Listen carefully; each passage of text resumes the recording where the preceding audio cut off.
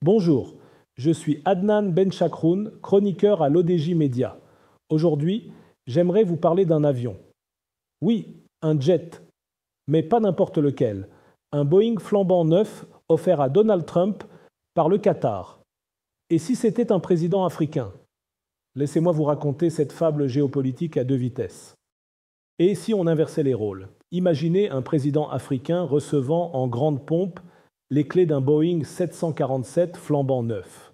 Un cadeau venu d'un riche émirat du Golfe, digne d'un hôtel 5 étoiles dans les airs. L'opinion publique s'embrase, les tribunes s'indignent, les chancelleries s'alarment, on crie à la dérive autoritaire, à la corruption rampante, au clientélisme décomplexé. Mais quand le bénéficiaire s'appelle Donald Trump, ce n'est plus tout à fait la même musique. Il ne s'agit plus d'un cadeau suspect, mais d'un appui logistique, une simple solution temporaire en attendant la livraison des avions présidentiels, retardée jusqu'en 2029. Là où l'Afrique aurait hérité d'un scandale, Washington s'en tire avec un clin d'œil complice. Mais ce n'est pas la première fois que la géopolitique adopte un prisme à géométrie variable. Ce n'est pas nouveau. Dès qu'un dirigeant africain porte une Rolex ou offre un sac Hermès à son épouse, les gros titres fusent luxe indécent, peuple affamé, abus de pouvoir. Mais quand il s'agit d'un jet de 400 millions de dollars, silence radio. À croire que l'éthique a ses préférences chromatiques. La Constitution américaine interdit pourtant les cadeaux d'États étrangers sans approbation du Congrès. Mais qui va aller titiller le gendarme du monde? La règle semble s'effacer devant la puissance. Le droit devient malléable, les principes optionnels.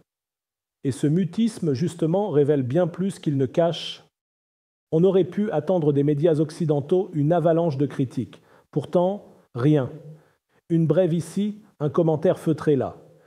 Aucune une scandalisée, aucun éditorial percutant, comme si la gravité d'un acte dépendait de l'identité de son auteur. Les ONG s'interrogent à voix basse. Les juristes agitent les bras dans le vide. Et pendant ce temps, le Boeing est tranquillement modifié dans un hangar texan, pendant que les principes démocratiques, eux, passent en révision. L'exemple de Trump n'est qu'un épisode dans une longue série de cadeaux gênants. En 2011, Nicolas Sarkozy reçoit une tente et des chevaux de Kadhafi. En 2023, Jair Bolsonaro déclenche un tollé pour des bijoux saoudiens. À chaque fois, l'objet est secondaire. Ce qui compte, c'est ce qu'il incarne, une influence, un deal, un renvoi d'ascenseur diplomatique. Le cas Trump ne fait que raviver ce vieux débat. Où commence la diplomatie et où finit la compromission? À partir de quel montant ou de quel pays d'origine un geste devient-il toxique? Pourquoi ce deux poids, deux mesures systématiques entre Nord et Sud? Car au fond, ce n'est pas une affaire d'objets, mais de valeurs à géométrie variable. Non, il ne s'agit pas de blanchir les pratiques douteuses en Afrique, mais de poser la bonne question. Pourquoi les règles s'endurcissent-elles dès qu'il s'agit du Sud global? Pourquoi un sac en cuir scandalise plus qu'un avion présidentiel selon le passeport de celui qui le reçoit?